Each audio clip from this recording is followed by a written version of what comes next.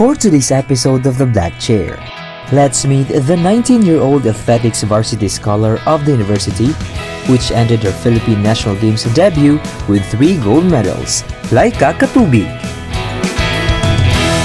Hi mga ka-transition, for today's episode of The Black Chair, let us meet the 3-time gold medalist of the Philippine National Games under age 20s division, Laika Katubig. Hi everyone. Hi, Hi sir. Laika, Thank you. it's nice to meet you in the program. Thank you, sir. How are you? Doing good, sir. Doing Alright Laika, are you ready for today's interview? Yes, sir. Okay, so let's start. Tell us something about yourself and then tell us, walk us through when ka nag-start sa imong pagiging athlete. I am Laika Katubig, 19 years old of age. Currently living in Davao City. Bunso ko sa among magigsuon.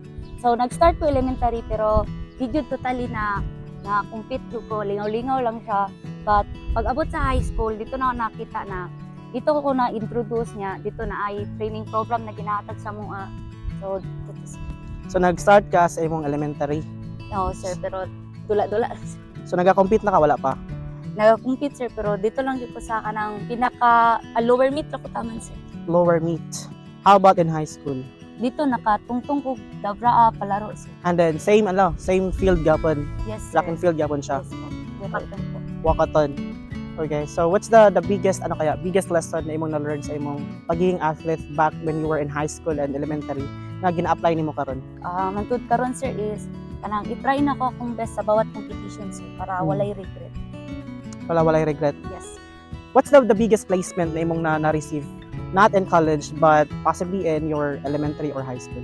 Katong palaro, sir, naka bronze medalist ko sa 2,000 kilometer walk o katong sa nagdula mi atong sa Batang Pinoy, sir, sa Yes. Palawan. First sa Bukatan. Okay. So of all the sports, no, nganong gipili nimo ang track and field? Siguro, sir, unsa siya sako nang mas duol niya. Maura siguro ang mas kaya nako.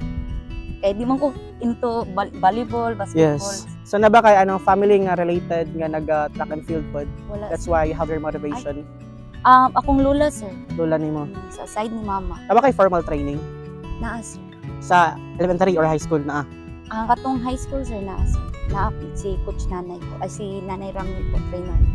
Sa sa high school nimo. High school, elementary, dula naman. All right. Laika, who has been your biggest inspiration or biggest motivation in your athletic journey?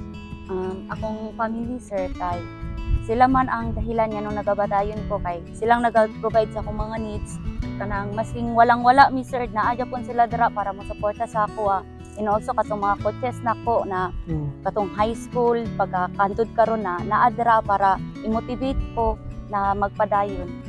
Yes, okay. Now, not everyone knows that you are still a student. Currently, you're a student and you are a first year criminology student. So I guess we are very curious given that you were able to manage both ACADS and sports. So tell us, how's your time management of handling both ACADS and sports? Lisod jud kay, sir, kay kanang unsa man ni Monday to Saturday naga-training. So when Sunday amo ang rest. So pagkabutaga na kadalasan naga-jogging ko bago mo ato eskwelahan, pero kadalasan dili na Dali ka nag-jogging? Dili, sir, sa Outside? nasa diri, sir. Okay. Nagsasad dito sa mga lang kay nagsasad. Pero pagkahapon nasad mi diri. Continue lang pag ang study kay kung naay vacant time mag-study mi sa kong kauban. So, nag-training mo Mondays to Saturdays. Yes. And then, how about the time? How many hours nga required ang training ninyo? 2 to 3 hours. So, dahil kay regular times imong training. Yes, sir. When ka mag-start ang training? Karon hapon, sir, now naga-start ni 3:30 nya kadalasan mahuman ni 5:30, sir. Ang imong class, tapos na anong class? Yes, sir. Okay. So, that's how you balance your ACADS and your sports. Nag-training ka every day at the same time. You have 3 hours requirement for your training. What possibly is the biggest challenge na imong na-encounter while doing your study and even handling your sports na Kanang naa ka sa moment na kanang pressure na ganit kay ka kay kana na exam padulong nya Yes. nasa competition padulong kanang imong utok kay ma-remix kanang Yes. wa ka kabalo sa buhaton, sir, ba, pero nakaya raman po. Ginakaya, sir. Okay, asa ka ma-pressure sa ACADS? Or sa both, no? ACADS nga focus ni at the same time sa imong training. May times nga ni absent ka sa training. I guess I heard no kay naman good sa akong I have a student as well who's an athlete, and then every time absent sila kana daw consequence nga dungagan daw ang ilang routine. How about in your Wala man, sir. Wala. Yes. So naka-absent pud ka. Naka-absent. So wala consequence. Yes. Nanghid nagtarong. Back in December, you competed in the Philippine National Games, and that was in Pasig Yes. City. Okay. And you received 3 gold medals. Tama? So tell us your experience competing in the Philippine National Games. Ang experience na mo ato na time, sir, is among partner po ato namin sa Manila. So mobiyahe mig sayo para sa Ingon Pasig. Yes. So kailangan mi mo sayog mata alas 3 nya pagka hapon na po traffic kay Manila, sir. So pag maabtan mig alas 9 uli nya mo sayo na pud ning mata. So gunsa mo pag-achieve ang 3 gold medals? And tell us about the categories sa imong pag-compete. Ato na time, abidyo na ko na open category ko. So nag-expect na ko na dito ka medal. And then pag ato na mo gi-change nila ang among category kay among edad is qualifies pa sa 20 category. So dito wala jud ko nag-expect kaya akong mga kalaban is kanang mga gahi na sad sa around Philippines po to, sir. And so kato na time pagkahuman sa competition unexpected jud ko siya, sir.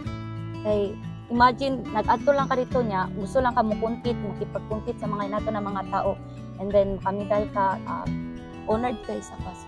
And you represented UM, di ba? Yes. Not just UM, but you brought with you the name of Davao City. So how's the feeling?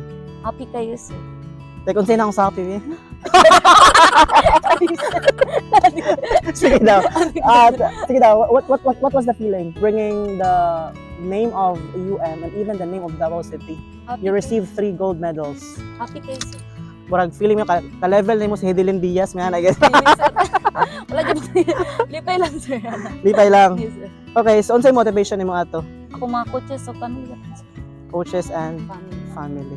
So it's nice na because you always have your motivation because iba kung what motivation maglisod yung tagdagan sa tong kinabuhi na. Yes, sir. Mga importante ang motivation ng mga uyab at ang mga crush dira or even the name of our school. That's the biggest motivation we had because we're bringing the name of UM at the same time we're bringing the name of our city, Davao City. So like tell us, how did you win? What was your preparation or possibly what was your strategy or technique sa imong pagkadaog? Siguro, sir, disiplina. Especially sa pagkaon, sir, kay ginagamit man na mo among kusog. So, kailangan na mo mukaon sa tamang oras, sa tamang capacity sa pagkaon, o siguro sa tulog, sad, sir, kay kasi gamit na mo among kusog, kailangan sa workout pa lang, try na mo among best. So, kailangan na magtulog, sir. Tulog. So what possibly is your biggest challenge during the competition? Pinaka-challenge yun mo sa competition? Na ba? Sa competition, sir, kay habang naka sa competition, dili nimo kalaban ang imong ka-compete kundi imong sarili.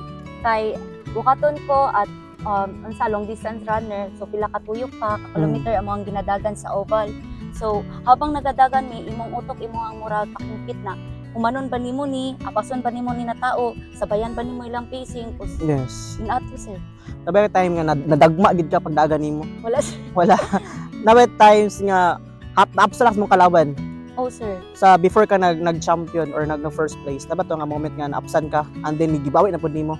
Yes, sir, sa katong nagdagan mi sa 5 kilometer run, nag-anana ra mi nantod ni Bia siya. So ikaw gid daog. Okay. So tell us your advice kaya. What advice can you give to the aspiring athletes not just here in UM in the university but even in different schools in general? Tell us what advice can you give them?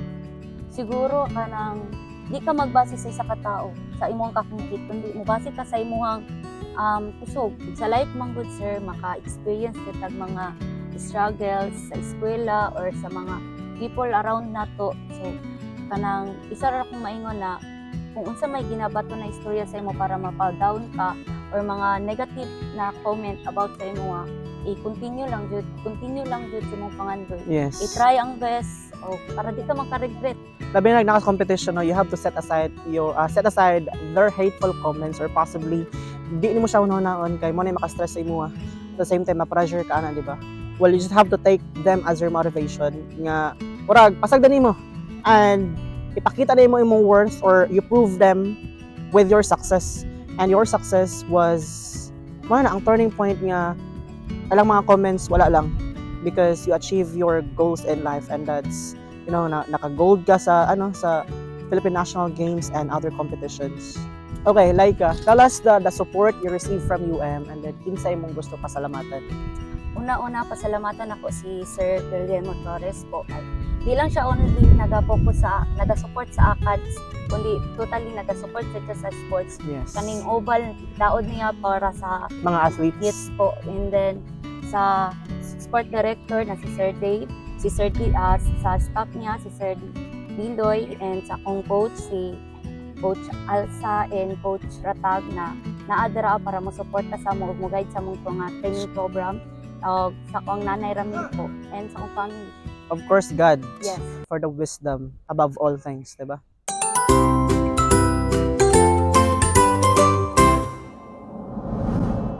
Alright, Laika, let's do the quick talk. Are you ready? Yes, sir. Okay, let's start. Favorite sports drink? Pocari Sweet. How often do you train? Almost every day, sir. One word to describe yourself. Courageous. Favorite hobby outside of sports? Sleep. Favorite athlete? Myself, sir. And the best advice you've ever received? Kaya ni mo, mahadlok lang ka. Wow. Kaya nimo, mahadlok lang ka. Ayaw kahadlok, ay kaya man nimo. And that's a wrap for today's episode of The Black Chair. Please do not forget to like, follow, and share my social media accounts. See you on my next episode. Transition!